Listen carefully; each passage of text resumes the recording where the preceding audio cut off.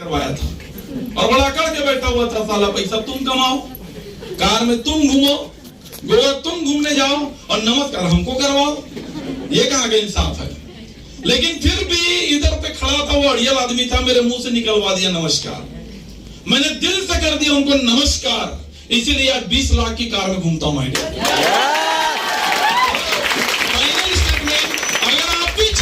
जिंदगी में चमचमाती हुई कार, तो दिल से बोलिए नमस्कार, गुड मॉर्निंग, कैसे हैं?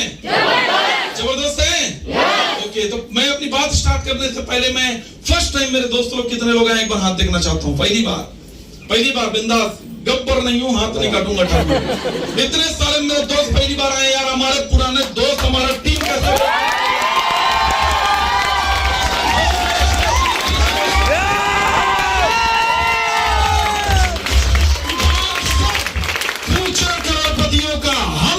बस्ती में तहे दिल से वेलकम है, स्वागत है। आज बहुत दिन बाद अपनी पुरानी शायरी मेरे को याद आ गया, अगर आप इजाजत दे तो, और नहीं दोगे तब भी करेंगे भाई, हमारा। तो कहते हैं सोने से तकदीर बदलती नहीं है, सोने से तकदीर बदलती नहीं है, वक्त से पहले रात कभी ढलती नहीं है। टाइम लगता है ना, कितना बड़ा तोप हो जाए, टाइम से पहले रात कर दोगे क्या? तो सोने से तकदीर बदलती नहीं है, वक्त से पहले रात कभी ढलती नहीं है, और दूसरों की कामयाबी लगती है आसान, मगर कामयाबी पेड़ पर उगती नहीं है।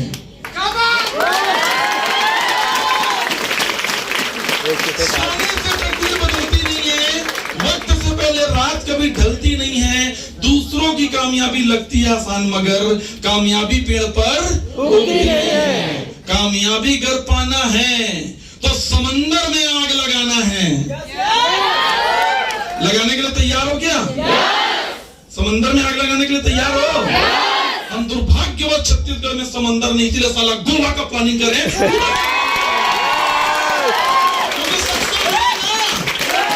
सक्सेस होना है ना, तो बोल दिया है सक्सेस होना है तो समुद्र में आग लगाना पड़ेगा। छत्तीसगढ़ में समुद्र नहीं है तो क्या सीमांत में थोड़ी आग लगाएंगे, समुद्र में ही आग लगाएंगे। कहाँ के समुद्र में? गोवा। दूसरों की कामयाबी लगती है आसान, मगर कामयाबी पेड़ पर उगती नहीं है। मिल जाए कामयाबी गर इत्तेफाक से, मिल जाए कामयाबी गर इत्तेफाक से, तो यकीन मानिए वो पचती नहीं है।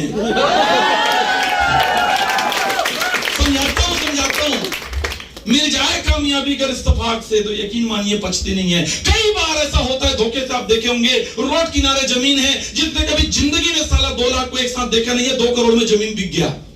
अब उसके घर में रोज मुर्गा पकेगा, दारू पिएगा, बाइक लेगा, उसी बाइक को चलाएगा, ठोक ठाक के मर जाएगा। होता है कि नहीं होता है? क्योंकि इसने बाप पुरखा कभी 2 लाख रुपया, अचानक जमीन बिक गया रोड किनारे का, 20 लाख रुपए, 30 लाख रुपए, 50 लाख रुपए, 1 करोड़ रुपए मिल गया। अब बका गया, अब कहा करूं, कहां जाऊं, कहां छपाऊं? तो पल्सर लिया कि नहीं लिया? पल्सर लिया, पेट्रोल इधर डाला, साला उधर डालना चाहिए, इधर डाल रहा है, और जाके ठोक के हाथ तक तोड़वा के, बिना मेहनत का अचीवमेंट है ये। मिल जाए कामयाबी कर इत्तेफाक से, तो यकीन मानिए वो बचती नहीं है। कामयाबी पाना है तो समंदर में आग लगाना है, और समंदर में आग इतनी आसानी से लगती नहीं। जिगर चाहिए उसके लिए, है जिगर? है आग? नमस्कार दोस्तों, मेरा नाम मिथिलेश साहू है, मैं डोंगरगढ़ के पास एक गांव है छोली में, वहां का रहने वाला हूं। बहुत जल्दी राजनांदगांव का निवासी बनने वाला हूं, अभी भी है। तो मेरा परिचय रहा, मैं गांव देहात का रहने वाला, एकदम सिंपल गरीब परिवार से बिलोंग करने वाला आदमी हूं दोस्तों। मिडिल क्लास नहीं, मिडिल क्लास वाले बीच में रहते हैं, अपन मिडिल क्लास वाले नहीं है, उससे कम वाले थे, एकदम लोअर मिडिल क्लास, गरीब फैमिली, जिसके घर में 2 रुपए किलो का चावल पकता है। हेलो, क्या है, गरीब है कि अमीर है? जिसके घर में 2 टाइम सब्जी भी नहीं पकता था कभी, 2 दिन पका तो तीसरा दिन गेप, तीसरा दिन पका तो चौथे दिन गेप। ये कौन लोग है? मिडिल क्लास की गरीब। कौन? अगर टमाटर 80 रुपए महंगा, 80 रुपए किलो हो गया तो साला टमाटर को देख देख के मन भर लेते हैं। हम ऐसे कलाकार लोग थे। ये कौन है? मिडिल क्लास की गरीब। मैं वैसे फैमिली से बिलोंग करने वाला आदमी हूँ दोस्तों। सरकारी स्कूल में पढ़ा लिखा शुरू से, हमको बड़ा आनंद आता था। हम बैग के जगह में कॉपी नहीं लेके जाते थे, हम बैग में थाली लेके जाते थे और बठेना के लिए दातून लेके जाते थे और थाली को ऐसे पकड़ के ठोकते हुए घर से स्कूल तक जाते थे। और जब स्कूल जाते थे तो हमारा मास्टर साला बेशरम हम ही को तोड़ के लाने बोलता था और हम ही को लाल करता था।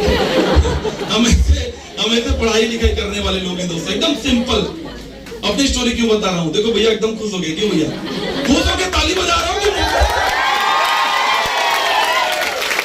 खुश हो गया एक मेरे पास से भाई एकदम खुश हो गया करके ताली बजा रहा करके, झांक के देखा साला मौका देखकर रगड़ रहा था।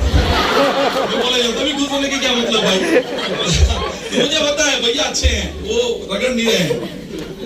इज्जत रखना भैया। तो ऐसे फैमिली से बिलोंग करने वाला आदमी हो दोस्तों। जिंदगी में कुछ बड़ा करना था, लाइफ में कुछ बड़ा अचीवमेंट लेना था।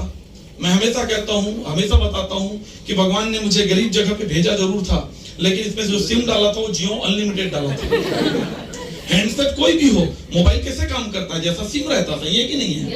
हाँ, तो जियो अनलिमिटेड डाल के भगवान ने भेजा था। तो सपने बड़े देखता था माय डियर फ्रेंड। मेरा जो माइंड है सपने देखता था।